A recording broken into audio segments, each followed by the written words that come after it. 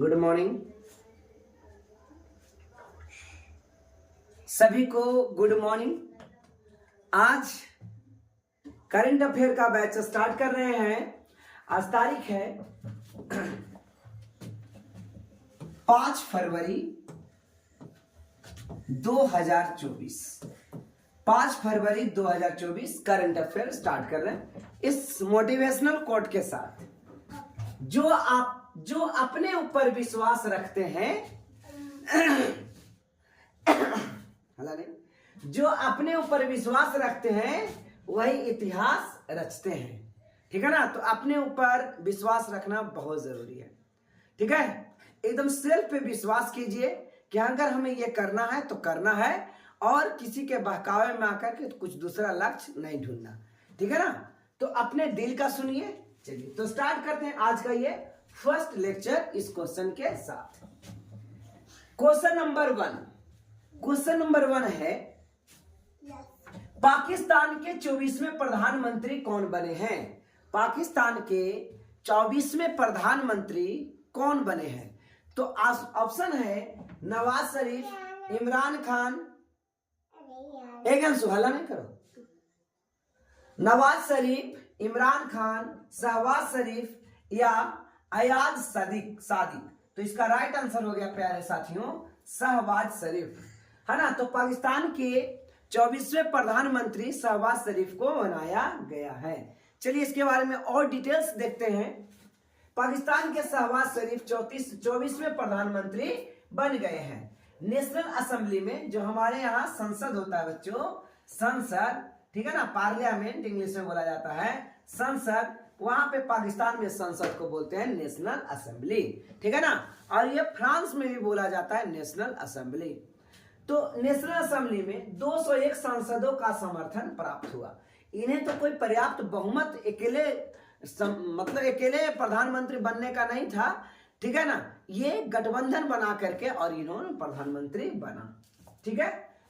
तो शहबाज शरीफ दूसरी बार पाकिस्तान के प्रधानमंत्री बने। इससे पहले वह 2022 में पीएम बने थे। शहबाज शरीफ पाकिस्तान के पूर्व प्रधानमंत्री नवाज शरीफ के छोटे भाई हैं। ये नवाज शरीफ के छोटे भाई हैं जिनका नाम क्या है बच्चों? शहबाज शरीफ। याद रखिएगा, नवाज शरीफ के छोटे भाई शहबाज शरीफ को प्रधानमंत्री बनाया गया पाकिस्तान के 24 में। पाकिस्तान से संबंधित कुछ करंट अफेयर देखिए, है ना। कहता है भारत ने शाहपुर कंडी बैराज बांध बनाकर पाकिस्तान में जो रावी नदी बहती थी इंडिया से पाकिस्तान, ठीक है ना, तो भारत में रावी नदी पर बांध बना करके और पानी को रोक दिया गया है। ठीक है ना। तो याद रखिएगा, ये बहुत इंपॉर्टेंट क्वेश्चन है। ये हाल के आने वाले एग्जाम में ये क्वेश्चन बनेंगे। लगभग 1-2 साल तक ये क्वेश्चन इंपॉर्टेंस बना रहेगा, है ना प्यारे मित्रों। तो याद रखोगे शाहपुर कैंडी बैराज बांध, है ना, शाहपुर कैंडी बैराज बांध। आज पाकिस्तान के पंजाब प्रांत में एक और बहुत बढ़िया घटना घटा कि यहाँ के सीएम, मुख्यमंत्री, ठीक है ना, जो पाकिस्तान के पंजाब प्रांत है वहां के मुख्यमंत्री पहली बार कोई महिला बनी और जिसका नाम है मरियम नवाज। ठीक है ना। ये जो शहबाज शरीफ इनके बड़े भाई नवाज शरीफ की ये बेटी हैं, यानी इनकी भतीजी बनी है मरियम नवाज। ठीक है ना। याद रखिएगा, सीएम बनी है पंजाब के पाकिस्तान वाले क्षेत्र में, जो पंजाब का एक हिस्सा है, पंजाब का जो प्रांत है, पंजाब प्रांत है पाकिस्तान में, तो इसका ये बने। कहते हैं पाकिस्तान ने एडवांस रॉकेट सिस्टम फतह 2 का सफल परीक्षण अभी तत्काल में वर्तमान में किया, जिसका नाम रखा क्या? एडवांस रॉकेट सिस्टम फतह 2।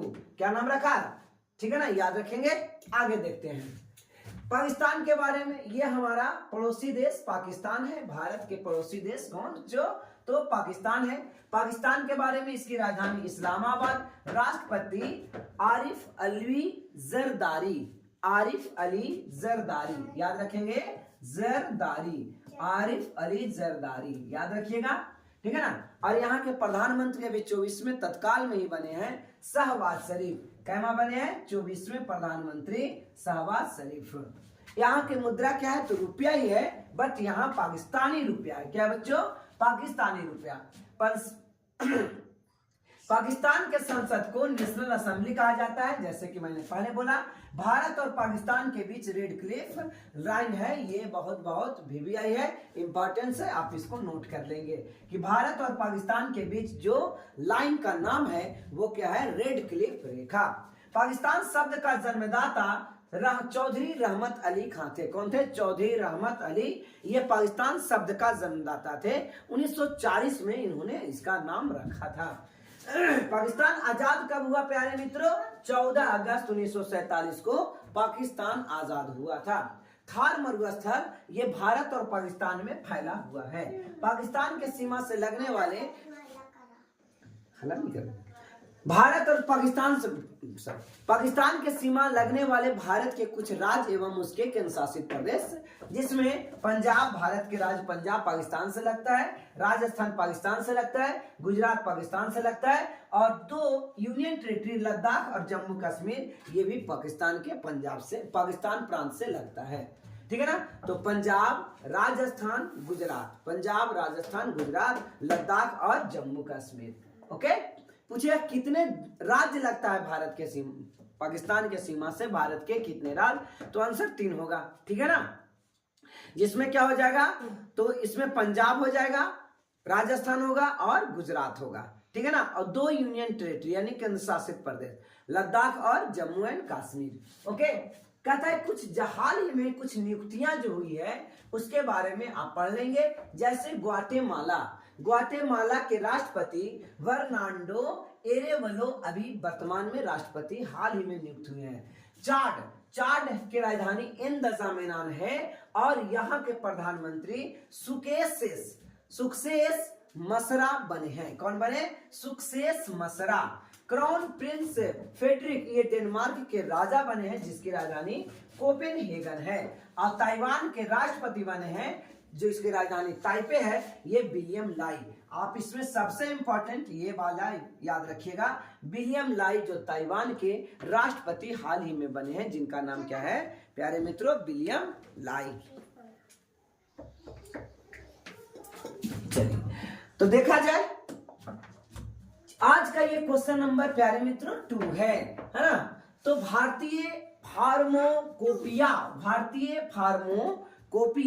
को मान्यता देने वाले विश्व का पहला स्पेनिश भाषी कौन बना है? Argentina, Nicaragua, Bolivia, Mexico. तो इसका राइट आंसर हो जाएगा प्यारे साथियों निकारागुआ, जिसकी राजधानी मनागुआ है। ठीक है ना? निकारागुआ भारत के फार्मा मानकों को मान्यता देने वाला पहला स्पेनिश भाषी देश बना है, जिसकी राजधानी क्या है प्यारे मित्रों? निकारागुआ की राजधानी मनागुआ है। भारत और निकारागुआ के सरकारों के बीच फार्मोकोपिया सहयोग पर हस्ताक्षर हुआ है ना, दवाइयों के बिक्री के लिए।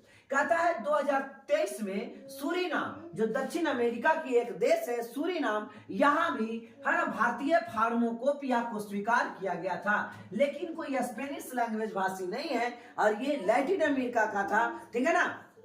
जिसका अभी क्या हमने देखा था? निकारागुआ। ठीक है ना? फार्मोकोपिया क्या है? What is pharmacopoeia? फार्मोकोपिया एक बुक है जिसके अंदर सारी प्रकार की दवाइयों के विस्तृत जानकारी, विस्तृत अध्ययन दिया जाता है प्यारे साथियों, है ना। फार्मोकोपिया आईपी को आधिकारिक तौर पर 5 देश को मान्यता प्राप्त है: अफगानिस्तान, घाना, नेपाल, मॉरिशस, सूरीनाम। याद रखेंगे। निकारागुआ आप देख सकते हो ये नॉर्थ अमेरिका का पार्ट है। किसका है? North America. और ये है साउथ अमेरिका। ये क्या है बच्चों? यहां से नहीं, नीचे से, कोलंबिया से साउथ अमेरिका। तो ये मध्य अमेरिका है। ये क्या है बच्चों?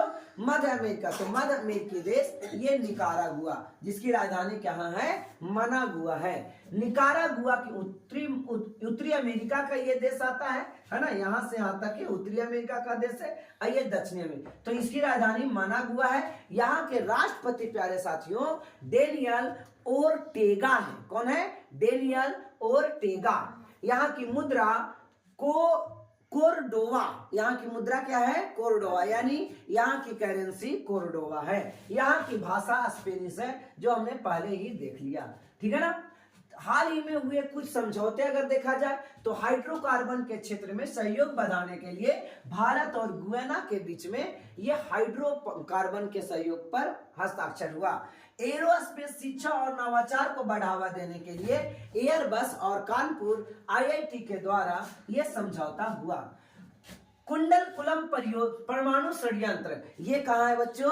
तो ये कुंडलकुलम परमाणु षड्यंत्र जो है वो तमिलनाडु में है। कहाँ है? तमिलनाडु में। याद रखेंगे, तमिलनाडु में कुंडलकुलम परमाणु षड्यंत्र है। तो भारत और रूस के हेल्प से ये ज्ञापन हुआ है। शिक्षा के क्षेत्र में सहयोग के लिए भारत और केन्या के बीच हस्ताक्षर हुआ है। आज का ये क्वेश्चन नंबर 3 देखते हैं प्यारे साथियों।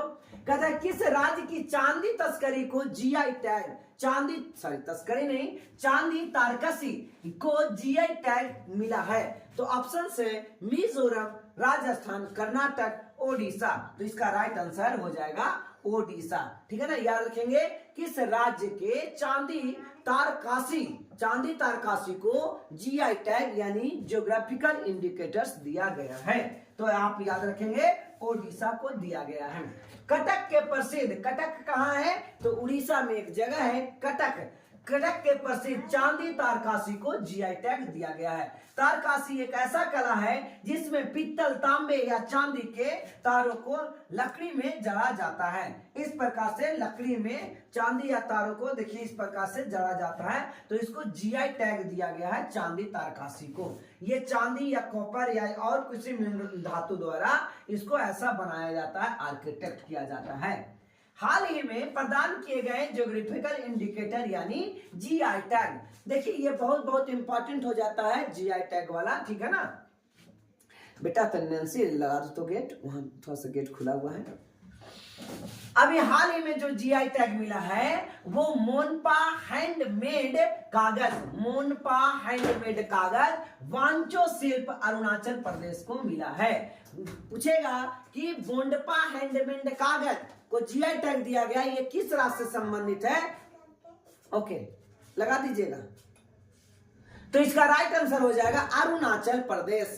क्या होगा? अरुणाचल प्रदेश। नहीं हो गया। कहता है कच्छी खरेक यानी खजूर, कच्छी खरेक एक खजूर की प्रजाति है, स्पीसीज है। इसको गुजरात को जीआई टैग दिया गया। किसके लिए? कच्छी खरेक के लिए यानी खजूर, डेट। बेसन के लड्डू अयोध्या को दिया गया जीआई टैग। किसको? बेसन के लड्डू अयोध्या। उसके बाद रेड आंट चटनी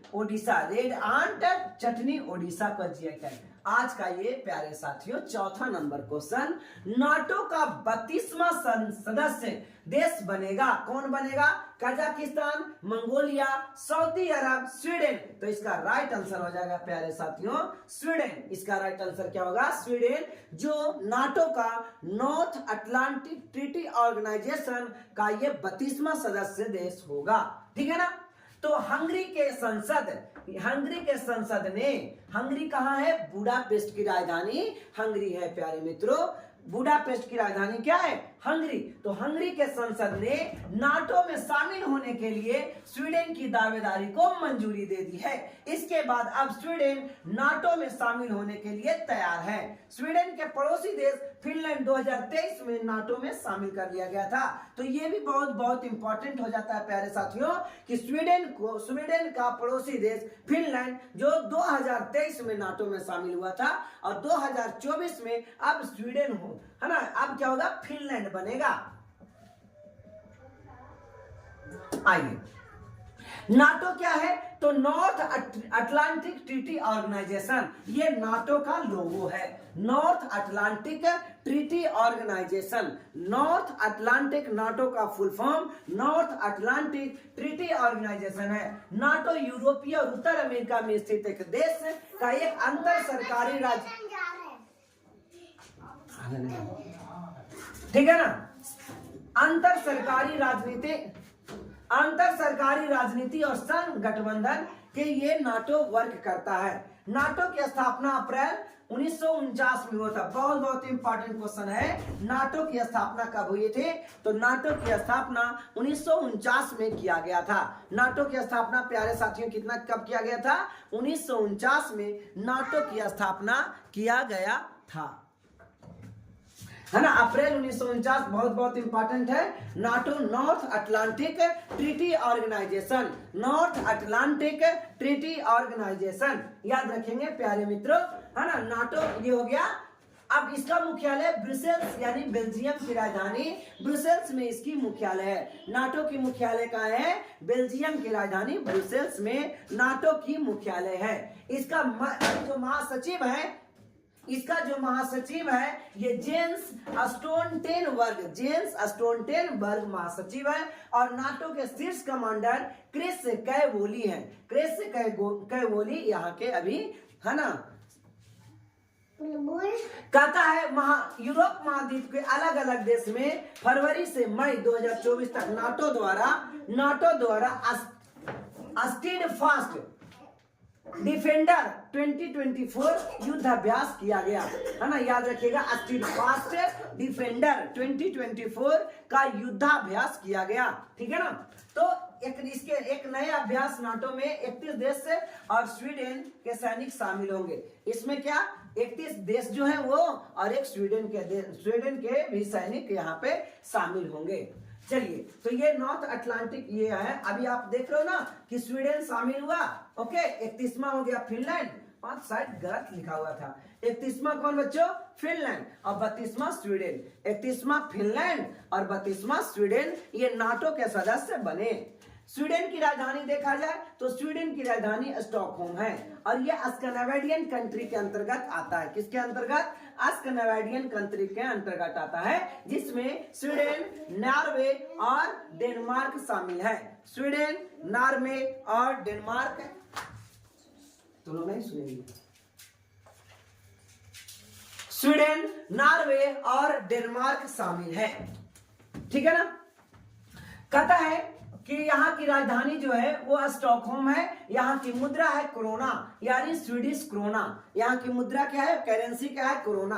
अभी के स्वीडन के वर्तमान प्रधानमंत्री उल्फ क्रिस्टोफरसन है। कौन है? क्रिस्टोफरसन। नोबेल प्राइज स्टॉकहोम में प्रदान किए जाते हैं, एक नॉर्वे में और बाकी 5। पूरा नोबेल प्राइज आपको 6 टाइप में मिलता है, जिसमें एक नॉर्वे से और बाकी 5 कहां से दिए जाते हैं? स्टॉकहोम से दिए जाते हैं। स्वीडन के बारे में और ज्यादा जानिए। पहली बार नोबेल प्राइज 1901 में स्टार्ट हुआ था। नोबेल प्राइज देने सबसे पहले स्टार्ट 1901 में हुआ था। वैश्विक ऊर्जा संक्रमण सूचकांक 2023 में स्वीडन पहले स्थान पर रहा। हमने स्वीडन के बारे में बहुत ज्यादा जान लिया। अब देखते हैं क्वेश्चन नंबर आज का बच्चों 5।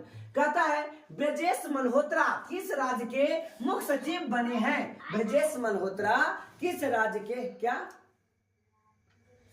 ब्रजेश मल्होत्रा किस राज्य के मुख्य सचिव बने हैं? उत्तर प्रदेश, छत्तीसगढ़, राजस्थान, बिहार। तो इसका राइट आंसर प्यारे साथियों हो जाएगा बिहार। राजेश मल्होत्रा बिहार के मुख्य सचिव बने हैं। बिहार के मुख्य सचिव कौन बने हैं? राजेश मल्होत्रा। वरिष्ठ IAS अधिकारी ब्रजेश मल्होत्रा को बिहार का नया मुख्य सचिव नियुक्त किया गया है। ये है राजेश मल्होत्रा जी, है ना। मेहरोत्रा अमीर सुहावानी की जगह लेंगे। किसकी जगह लेंगे? अमीर सुबहानी का जगह लेंगे।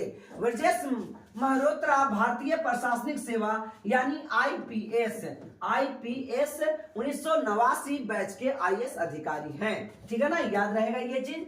कहता है नंद किशोर यादव बिहार विधानसभा के अध्यक्ष हैं। अगर बिहार के बारे में जानना है तो बिहार विधानसभा के अध्यक्ष वर्तमान में कौन है? नंद किशोर यादव। नंद किशोर यादव बिहार विधानसभा के अध्यक्ष हैं। देश का पहला तांबा से बना बापू टावर पटना में लगाया गया। बापू टावर कहाँ लगाया गया प्यारे साथियों? पटना में। देश का पहला तांबे से बना बापू टावर पटना में लगाया गया। बिहार ने मिशन दक्ष योजना शुरू की है। क्या मिशन दक्ष योजना शुरू किया है? बिहार के मुख्यमंत्री नीतीश कुमार ने किसानों के लिए NITISH डिवाइस लॉन्च किया है, यानी नीतीश डिवाइस लॉन्च किया है। ये किससे संबंधित है? ये क्वेश्चन आपको आएगा तो ये किसान से संबंधित है। जातिगत जनगणना कराने वाला पहला भारत का कौन सा राज्य बना है, तो ये बिहार है, जो जातिगत जनगणना की बात करता है। अगर और ज्यादा इंपॉर्टेंट चीज देखा जाए तो आज हम लोग नया चीज स्टार्ट करेंगे, बंदरगाह के बारे में पढ़ेंगे कि भारत में 13 बंदरगाह है ना, कौन कौन कहां कहां है अवस्थित उसको देखेंगे। तो सबसे पहले कांडला बंदरगाह, कौन सा बंदरगाह, कांडला बंदरगाह जो गुजरात में है। मुंबई बंदरगाह है ना, मुंबई बंदरगाह ये महाराष्ट्र में है। नाहवा सेवा बंदरगाह महाराष्ट्र में है। मरमा गोवा बंदरगाह गोवा में है। इसके अलावा न्यू मंगलोर बंदरगाह कर्नाटक में, कोची बंदरगाह केरल में, तुतीकोरिन बंदरगाह तमिलनाडु में, चेन्नई बंदरगाह तमिलनाडु में, एन्नोर बंदरगाह तमिलनाडु में। प्यारे मित्रों, तो ये बहुत बहुत इंपॉर्टेंट हो जाता है और आपको ये कॉपी में नोटबुक में लिख लेना चाहिए, है ना, ये कॉपी में जरूर लिख लीजिएगा। ये स्टैटिक्स से यहाँ क्वेश्चन हमेशा आते रहता है, ठीक है ना। तो आपने देखा, क्या देखा, यहाँ पे कांडला है, यहाँ पे वदीनर है, मुंबई है, नाहवा सोवा है, मंगलोर है, न्यू मंगलोर गोवा है ना, मरमा गोवा मंगलोर, कोची, फिर आपको चेन्नई, एन्नोर, विशाखापट्टनम, पारादीप, हल्दिया, ये सब बहुत सा बंदरगाह है जिसकी चर्चा हम लोग कर रहे हैं। तो विशाखापट्टनम बंदरगाह आंध्र प्रदेश में है, पारादीप बंदरगाह उड़ीसा में है, हल्दिया बंदरगाह पश्चिम बंगाल में है, पोर्ट ब्लेयर बंदरगाह अंडमान निकोबार की राजधानी पोर्ट ब्लेयर में है, बंगाल की खाड़ी में, ठीक है ना। आज का ये क्वेश्चन नंबर स्टार्ट करते हैं, क्वेश्चन 6। समुद्री अभ्यास समुद्र लक्ष्मण का आयोजन कहाँ किया गया है। समुद्री अभ्यास समुद्र लक्ष्मण का आयोजन कहाँ किया गया है, तो आपके पास ऑप्शंस है मुंबई, चेन्नई, विशाखापट्टनम, कोलकाता।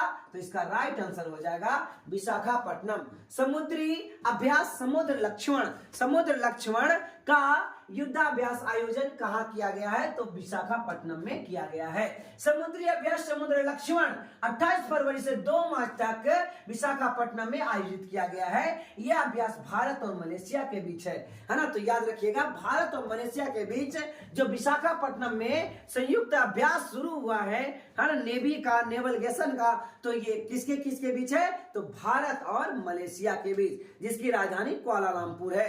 मलेशिया की राजधानी क्या है, जो कुआलालंपुर है। इस अभ्यास का उद्देश्य है भारतीय नौसेना और रॉयल मलेशियाई नौसेना, है ना, जैसे भारतीय नौसेना यहाँ का नाम है और मलेशिया के नौसेना का नाम है रॉयल मलेशियाई नौसेना के बीच सशक्त यानी सैन्य अभ्यास करने से सैनिक ताकत और सैनिक का दक्षता ज्यादा बढ़ता है। इस अभ्यास में भारतीय नौसेना के जहाज किल्टन ने हिस्सा लिया। ये क्वेश्चन आपका बनेगा कि कौन सा जहाज, कौन सा पानी जहाज युद्धाभ्यास में भाग लिया, तो किल्टन ने भाग लिया, ठीक है ना। कहता है प्रमुख युद्धाभ्यास की अगर बात करें बच्चों, तो भारतीय वायुसेना का है। अभ्यास सदा तकनीक भारत और सऊदी अरब,